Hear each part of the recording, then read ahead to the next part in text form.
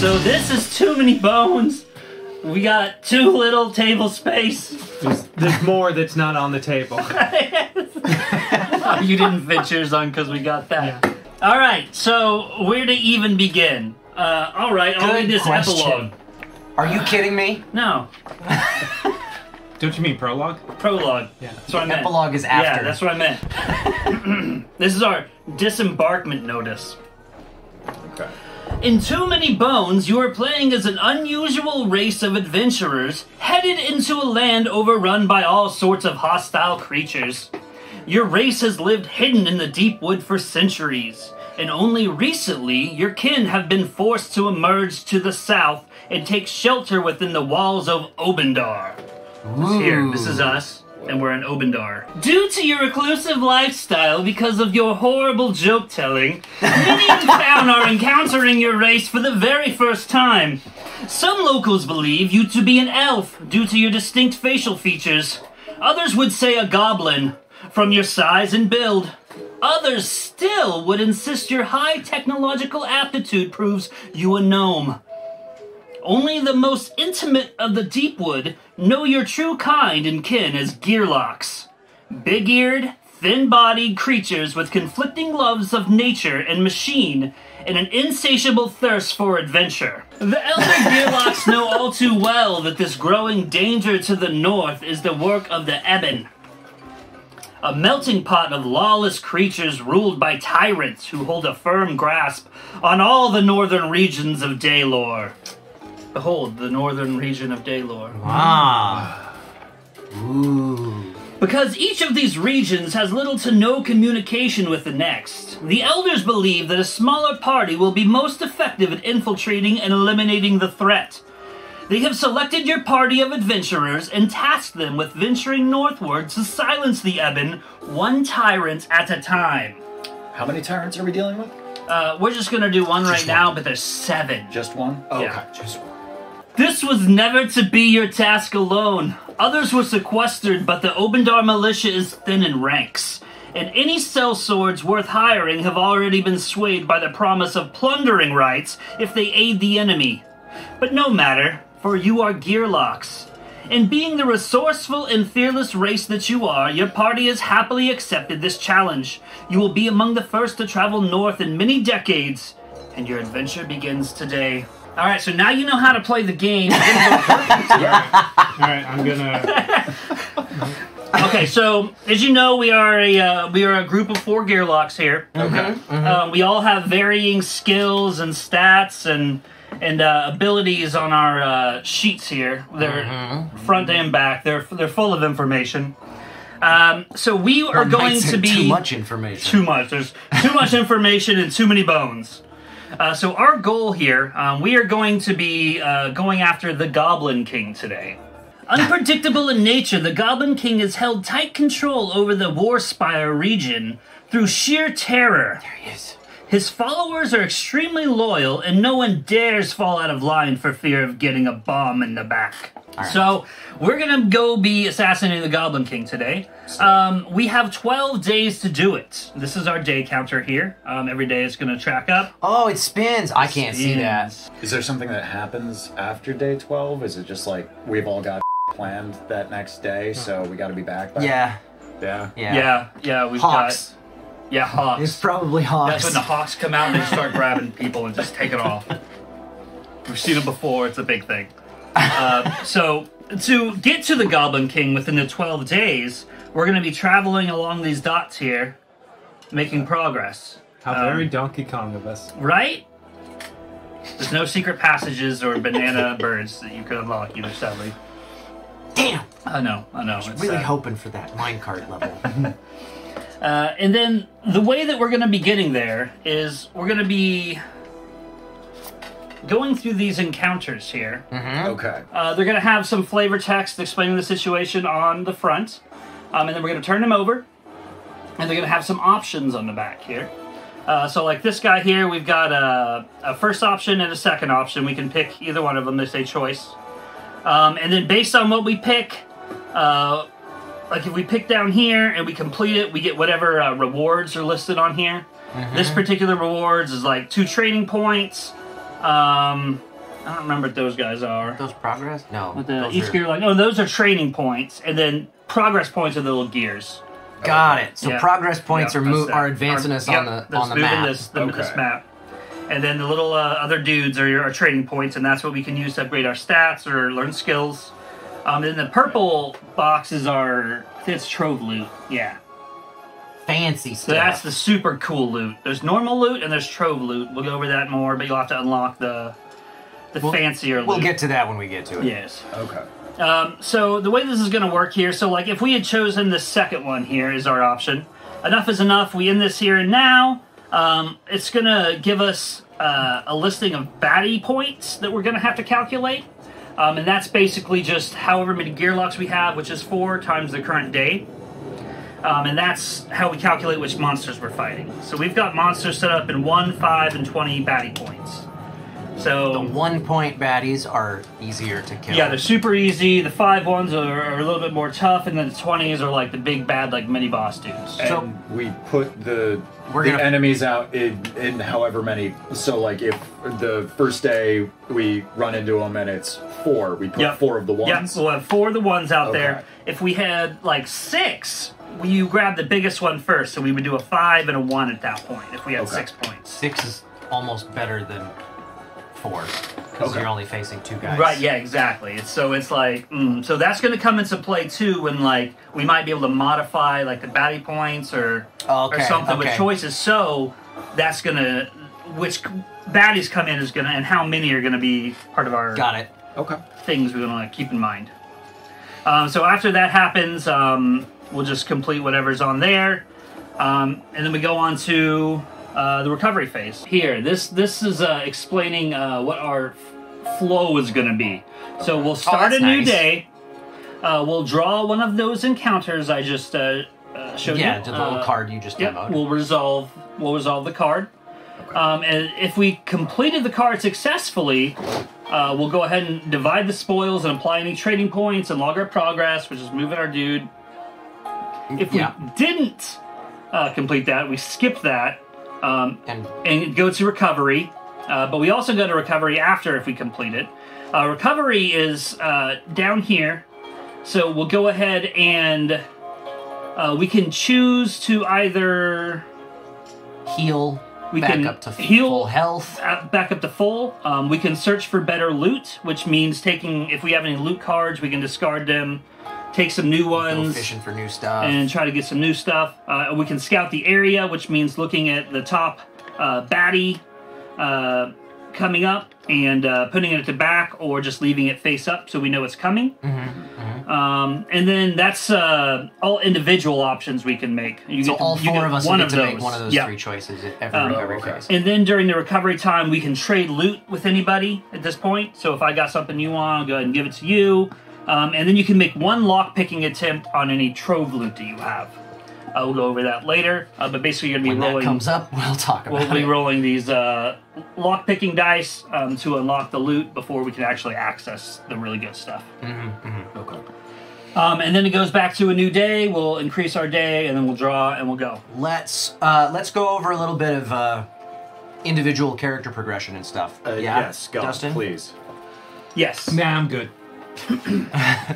Okay, so the way that this works is we started off here. We're doing the easy mode. So we went ahead and applied 2 extra health to our gear lock. That's represented by this stat dice adjusted here. So I have 3 plus 2, so I start off with 5 health on my duster. Okay. My character actually starts with this wolf. So it's got 2 life, 2 attack. Oh, you have a and 2 movement. companion. Yeah. Nice. Yeah, so it's called Nightshade. That's my wolf's name. So at the start of battle, I get to roll my wolf and add it to the battle. And then I also had a training point to spend, and I spent it on this skill Duster's Dagger, which lets me apply a bleed effect to an enemy. There's a whole reference sheet for each character. Here's Yeah. one. Here's Dustin's. This is my critical details, and then if you look at the back, it shows you all your dice. So there's a whole huge list of all of those skills and what they do. Yeah. Oh, good God. A real handy little cheat sheet for when you're first getting started, which is, I mean, this is only my second time playing this game, but on this side of the the character sheet, there's a beginner build strat guide. I just follow that. Yeah, that's probably going to be your best bet. Just follow this guy. That's on what to pick. nice. Because that way I don't have to look at all of those. I have no idea what patches can do yet, but I just went, oh, this says an extra dexterity and another attack die are his first priority. So I was like, great, I'm spending my progression point or whatever it's called, my stat, on an extra dex based on that. Nice. Yeah. I didn't look at anything else. Nice. But there's a lot to look at. Okay, so Dustin, continue. Sorry. Yeah. So another thing to notice, you have a battle plan or a backup plan breakdown. So these backup plans are going to be important because when you're rolling attack and defense dice, which we'll get into in just a second, sometimes you're going to roll bones. All right? You might roll too many bones. Tidal drop. Oh! So when you roll bones, you go ahead and you place them in your bones, your backup plan area here. And then you can spend these bones to activate different skills, and that's what it's explaining here. So I've got between 1 to 6 bones I can spend. The first bone, backup plan, I can spend 1 bone. Move Duster or Nightshade to a position adjacent to the other. Duster may also switch targets now. So I can switch positions with my Nightshade while we're out. So it's just got different kinds of things that you can do with misses. So even though you missed your attack or your defense, you can get a little bit something out of it. Once you have 6 bones to spend, you can actually upgrade your passive ability, though, your innate. So you start off with innate, whatever it says there. It's on the, yeah. Yeah, like on your skill, the innate, you have that to begin with, the scavenger. Okay. But if you have 6 bones, you can spend them. They go away after combat, so this has got to be during combat. You have to have 6 bones and spend them to upgrade, but then you permanently have that. You'll go ahead and flip your token over. It's got little stars. So yeah, so the misses aren't the worst thing in the world. We'll give you some more extra options. Okay. So bones are misses in combat. It's just they are misses in combat, but they to contribute towards something at least. Okay. And you might have some skills that give you like bones too, and you're like so it might be like a skill gives you like 3 bones on one dice. So there's just different ways to get extra bones and stuff too. Okay. You'll notice you've got an active slot. Active slots and locked slots on your board at the top row as well. Mm-hmm. During the game, if you look at your skills in the bottom right here, it's got a bunch of little acronyms. Got A for active, BA for place on active baddie, I for use instantly, L for placed in lock slot. The lock slot and the active slot are going to be on your character slots here. All right, so I've got 2 lock slots available, and I've got 4 active slots available.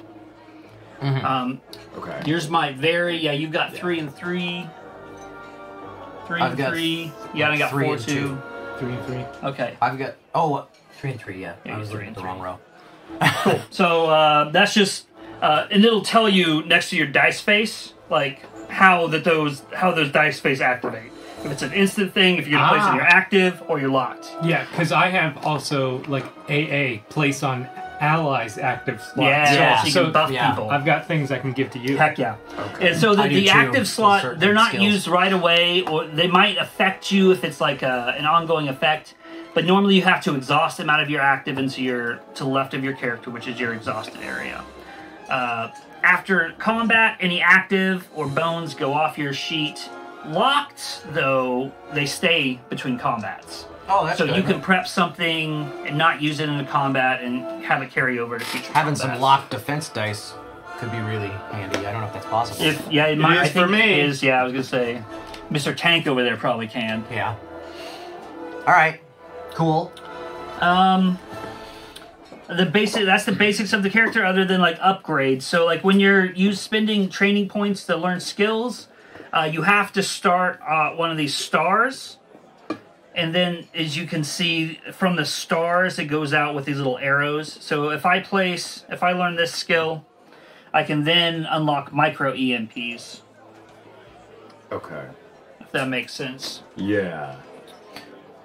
So any of your slots that have the little stars, you can place there. No prerequisites, but if it doesn't have a star, you have to look back and make sure that you've got like an this, arrow going to it. What about this first row, right? Like, I get this leads to this, leads to this, leads to this, but none of them have a star, so... Those are all, I believe, that means you can start with any one of those. I think. I think those are special. Yeah, the green one? Yeah, your there's green also, line like, might be this- special. I think So you may only the unlock yellow those. is consumables. Those that doesn't, there's no like... There's no prerequisite. Yeah, because you can't Okay. like learn those specifically. If you read on the back of your character, at the bottom, it should tell you how to get your consumables. Boomer's always looking for components to make her grenade. She scavens for what she needs during battle in the form of elements, casings, and fuses. Boomer may roll and place any number of these components in lock slots. Once she has at least one of each component, she may decrease an element, casings, and fuse by 1, and then increase her boom counter by 1. Boomer starts with element, casing, fuse, and boom counter skill dice in slot 1 to 4 of skills area. So you already start with those in there. So find your green die, and so that if you see the number there, match that up here, and you'll be good to go. So let's explain the combat board. Yes, it is please. split into 2 halves right now. So we've got the colored, which is the enemy baddies starting area, and the gray, which is the gearlock starting area. Okay. You can see a couple icons. We have the little swords, which is the melee icon. If you look at your character sheet, there should be a reference to what you are. I thought there. Oh, melee range for me. Ranged. Melee for me. Melee. That indicates where you can deploy at the start of battle. So melee or ranged. That also depicts how you attack. So your attack is ranged, which means you can attack anybody, no matter if they're next to you or not. Okay. Anybody, anywhere on the board, you can hit them. Sick. Because you're ranged. So the way that the baddies are going to deploy, they're going to build up in a stack. As I said, we build them up from the different numbers, and they're going to come in to these lanes. So we've got these different lane markers to represent and track these baddies. There's only ever going to be 4 on the board at a time, but they're all going to come in, fill up the board as much as they can at the beginning, and then after every round, more are going to come in if there are more. If there are more to bring in, yeah. Yeah. So the way that these are going to work, he'll have health on him, but he is a melee, so he's going to come in to the melee spot. Range are going to come onto their melee or their range spots, but they're also the very beginning of the battle. We're going to roll their initiative dice. We also have initiative dice that we'll roll at the beginning of the battle. That's the one with your character portrait. So on your every character face. portrait and some numbers. And then we would add them all here in whatever the numerical order order? is. Yep. If there's any ties. From high to low, right? Yeah, from high to low. Okay. And higher goes first, lower goes last. can't So, see. like in this instance, well, we didn't have any ties. That's actually funny. That's wild, yeah. So that sets up the initial player order for During the combat. combat. Yep. That can change as combat goes on, as monsters are coming in and leaving. Because after the beginning, the number doesn't matter for the baddies coming in. So after the first round, if we kill some and some other ones come in, they're going to come to the bottom of the Of the stack. initiative order, Unless always. they're like a big baddie, then they'll come to the top. Yeah, yeah, But most okay. of the time, they'll be at the bottom. Okay. So on your turn, how this is going to work is you've got dexterity. Dexterity is going to be your stat to spend on doing things during your turn. You're going to be spending on movement first. Every space you move takes 1 dexterity. You cannot move diagonal until the round is at the... Round 6 or higher or whatever. yeah, I think it's round 5. But unless the round has this thing on it, you can't move diagonal. Okay. And you can only move 1 space per dexterity. Okay. So I would spend my dexterity to move 1, and then so I would have 2 dexterity left at this point To take other actions with. to take other actions. And what those other actions can be, at this point I would have to declare a target that I'm attacking. And then I could also roll... Which is your friend's child. Yes, my Yeah. friend's child. This is actually a neighboring wolf tribe. This is his arch nemesis' kid. And we don't get along. We don't like no. His little league team kicked their little league team. Yeah, it's been a whole thing. Really pissed. So I would have 2 dexterity to spend on attacking, defending, and or using skills against this guy. So explain how that works. So the way that works is, okay, I've got 2 attack stat, and I've got 1 defense stat. That means at most, even if I had all the dexterity in the world, I can only roll 2 attack dice and 1 defense dice for this round of combat. Oh, okay. Right?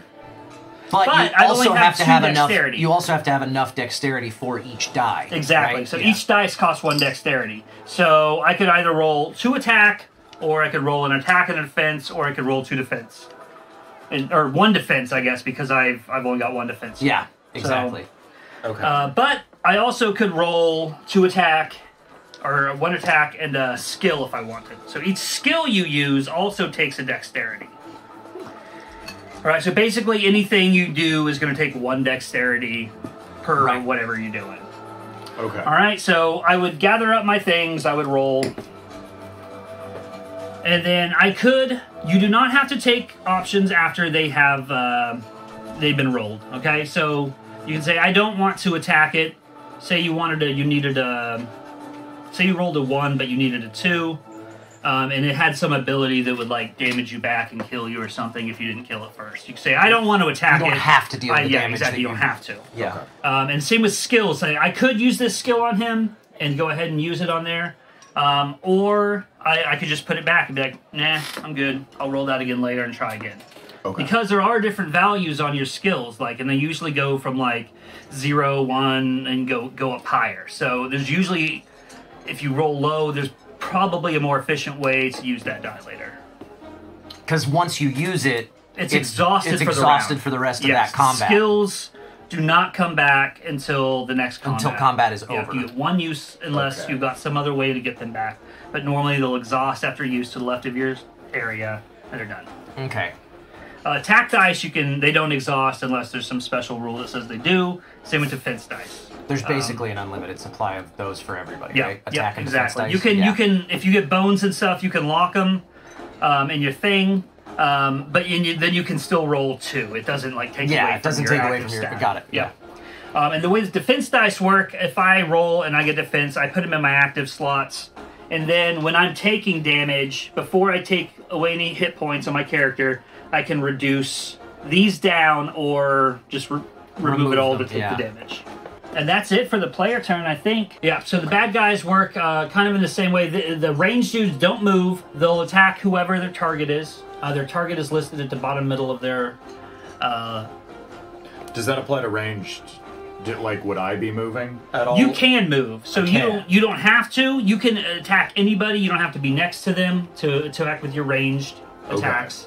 So what is the advantage of me moving? Is it just like if I need Possibly like to get away? Yeah. So if this guy's okay. coming at you and you want to run away from him, Oh, because they're going to be moving Yeah. around targeting different people. Their whole thing is okay. like they've got a little target thing down at the bottom of the token that says if they're moving and attacking towards the strongest, like whoever has the highest health or whoever has the lowest health. Mm-hmm. Oh, okay. And it might be multiple people that they attack as well. They will prioritize somebody who's within range of them. Like if they're a melee bad guy, they're going to stay there, and somebody super strong, and that's their target is over here. But Dustin's right here. He's gonna hit him first. Yeah, because he's next to him. Yeah, he's got anything that he can attack without having to move. Yeah, but if there's ties, that breaks the tie. Yeah, target. that's. And there's like a card that tells us what the baddies are gonna... what they're gonna do and what they're everything. gonna There's do. a big, huge reference sheet for Oh, all is of it that. this one? Might be. Oh, That one. This is all the different abilities that they Tons can have. of stuff that can happen. But we'll look at those up ones. as they This come is up. why we invented video games. Yeah. So it would just happen in the background. Yeah. And we didn't have to read. We'll look up what all of that stuff does as necessary every time bad guys because we'll have come out. a subset of little enemies for our battle. We'll figure out what they're doing and plan our strategies around that. So the baddies would go. They get 2 movement points. They can only move orthogonally. They will target, as we said. They'll roll. So this guy's only got 1 attack dice. They might have defense dice listed. If so, they will roll however many. And then they'll place their defense dice rolled on top of them like that. And that acts like our armor and our active That gets spots. removed before health does. Okay. And if they do have the little... They'll have to have the shield there for them to roll defense dice. But they'll only roll defense dice... If they don't, already have one active on them. Yeah, they're up to their amount. So if they have 2, listed 2, and only had 1, then they would roll 1 defense with their attack. And they only put the highest rolled die on there. They don't combine them, right? They have multiple. You can have the multiple. Oh, they can. Yeah. I didn't remember that. Okay. The effect dice are different though. That's where it gets replaced. That's right. So if there's like a poison on them, like if they had a poison 2. And somebody hits them with a poison 1, it'll actually overwrite that. And so you want to be careful with that too. Good to know. Okay. Anyway. Okay, cool. But I think that's basically it for combat 2. We'll just repeat that every round. After round 5, that little bleed starts happening. Everybody takes 1 damage every turn. And you can start moving diagonal. So it's kind of like an overtime. Everybody starts taking damage, including the bad guys? Yes, everybody. That's good. And each one of these correlates to a day? No. Not necessarily. Or like the phases that we went each over? combat phase, yes. Pretty much. Sorry. I know there's like other phases. You did the whole like the life cycle of right. So that this is a combat encounter. We might have encounters that don't have combat. So we could have things that are just decisions or other little mini games that happen that might not be a combat for a game. Okay. Okay. And we could have. I don't think we could have multiple combat encounters in the same day, right? Maybe. I don't know. Okay. Like you don't know things if that's weird. possible? Yeah, I haven't encountered it. It don't know if that ever happens. It could be on these cards are pretty varied, so I don't know. Oh, okay. Speaking of, I need to get the. Oh, that's right. Those cards out. Yeah. Yeah, that's what. So this is gonna come up. This is the first thing we'll do. Is we'll see what we're doing for the day. We'll make a decision. Sometimes, but not always, that will involve combat. Right. We'll do all of that, and then we'll resolve whatever sort of rewards we get at the end of the day. Okay. Yeah. And rinse and repeat until we either lose or defeat Big Bad. Yeah. So once we have 8 progress points, once we're here, we can then. We don't have to. We can keep resolving encounters as long as we're below our day count. But we don't have to. You don't have to. We can wait a little bit. But if we lose on the encounter, we have the remaining days to fight him again. So if we fight him early, we'll have more chances to beat him if we lose. Really? Or we can take longer, build up a little more, then have less chances. Is that affected by how you lose the combat against him? No.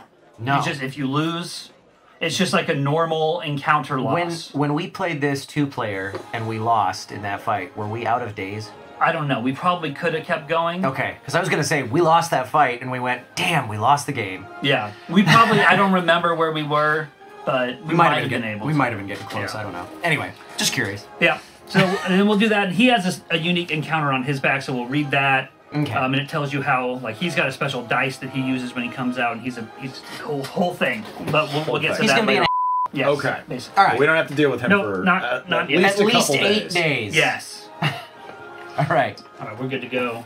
Cool. I think we're ready. I think so too.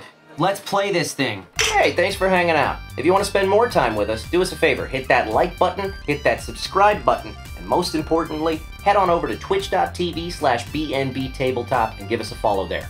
We play board games live every Sunday night at 5 p.m. Pacific Time on a show we call The Board and Barrel. And we like to keep things interactive. You guys can influence what happens throughout the course of a game with our Buff and Nerf house rules. You can also make predictions on how things are going to pan out, play virtual bingo for a chance to win a free board game of your own, and heckle us and stuff from the chat. Thanks again for watching, and we'll see you Sunday night.